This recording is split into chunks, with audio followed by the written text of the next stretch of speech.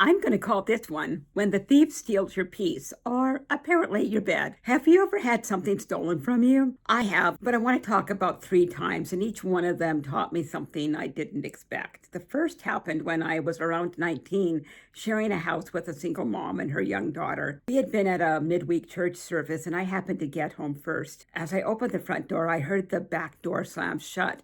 I didn't think much of it because we shared the house with some tenants living in the basement, so I assumed someone had just simply gone outside. As I walked through the house upstairs, though, I noticed my roommate's makeshift office in our living room looked a lot more messy than the usual messy. It seemed off somehow, but I couldn't explain why. I just remembered feeling a little bit unsettled. It wasn't until she arrived home that we discovered what had really happened. We'd been robbed. Their bedrooms had been completely ransacked. Dresses were overturned, jewelry, musical instruments, treasured, irreplaceable family heirlooms were all gone. When I looked through my own sparse room, all I could find missing was a little bit of cash. Nothing was out of place, but I didn't have a lot back then. Even though I hadn't lost much personally, something else had been robbed from all of us, our sense of security. But wait, the story doesn't end there. The following week after the break-in, I was tired and I decided to stay home from youth group, and I headed to bed early. I was really nervous about being in the house alone, but I still thought I could do it. Every little creak sounded suspicious, and it took forever for me to finally drift off to sleep. And then I was shot awake by a huge bang and pulled the blankets over my head. I was absolutely convinced someone had broken into the house again. I lay there frozen. Seconds felt like hours. I listened for footsteps, whispered voices, anything, but nothing. Finally, I gathered enough courage to peek out over the top of the blankets, and there, lying on the floor, was a wooden plaque that had fallen off the wall. The inscription on the plaque: "Trust in the Lord with all your heart and lean not on your own understanding." I couldn't help but laugh. It was a shaky laugh, but it was a laugh. Looking back, I realized that my fear wasn't based on what was actually happening at the moment. It was based on what had happened the week before. Yesterday's experience had become that day's assumption. How often do we do that spiritually? We've been hurt once, so we expect to be hurt again. We've experienced loss, so we brace ourselves for the next disappointment. Something was stolen from us, and before long, we're living as though we're always one step away from another robbery, constantly looking over our shoulder. A few months after that, just so you know, we did move. The second time I was robbed was far less traumatic and much more humorous. I was serving as a missionary in Thailand in a refugee camp. One evening, I came home after a long day and discovered my bed was gone. Yes, my bed. Now, my first thought wasn't I've been robbed.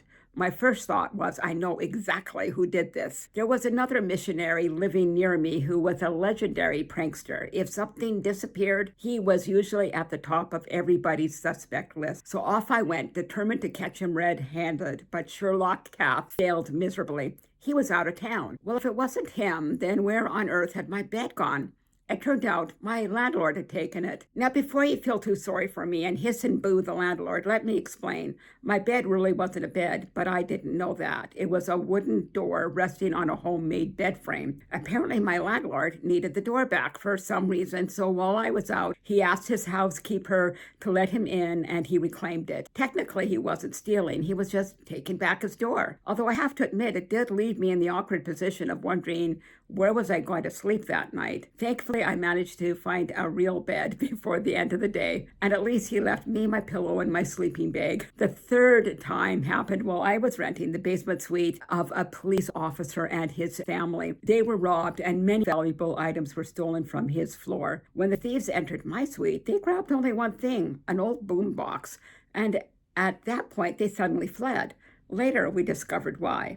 The door to the storage room just outside my suite was left wide open. It had been closed previously, and just inside the door of that room, my friend stored his police-issued winter parka. And our guess was they took one look at that coat and decided they better get out of there quick. The police caught up with them several hours later, and most of our belongings were recovered. But my poor friend, he endured weeks of good-natured ribbing from his fellow officers because it appeared he was a last one out, and he forgot to lock the back door. 3 robberies, 3 very different stories, but over the years, they've reminded me of an even greater truth. Sometimes we lose things because of our own poor decisions.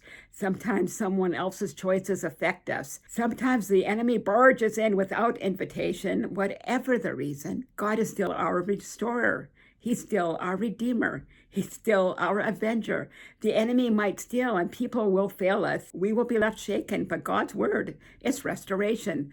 So listen to this incredible promise in Deuteronomy 30. I love the picture that Eugene Peterson wove in his paraphrase of God, your God, will restore everything you lost. He'll have compassion on you. He'll come back and pick up the pieces from all the places where you felt scattered. He will give you a good life. God, your God, will cut away the thick calluses on your heart, freeing you to love God with your whole heart and soul and live, really live. God doesn't merely hand us back what we lost. He picks up the scattered pieces. He heals what was broken, and he restores what seemed beyond repair.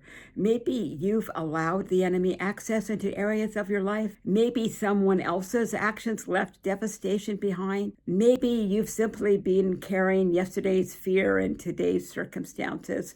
But hear this today. There is not one life, not even yours, that is beyond God's redemption. There's nothing you have done and nothing you fail to do that places you or your circumstances beyond reach. When you turn back to him and give him those circumstances, Jesus is still rebuilding broken walls. He's still restoring joy. He's still restoring peace, and he's still restoring a future. If you call out to him, he'll meet you right where you are. He'll welcome you back into his strong tower. He'll restore the ground the enemy stole, and he'll remind you that your future is not determined what was taken from you or how it was taken, but by the one who restores.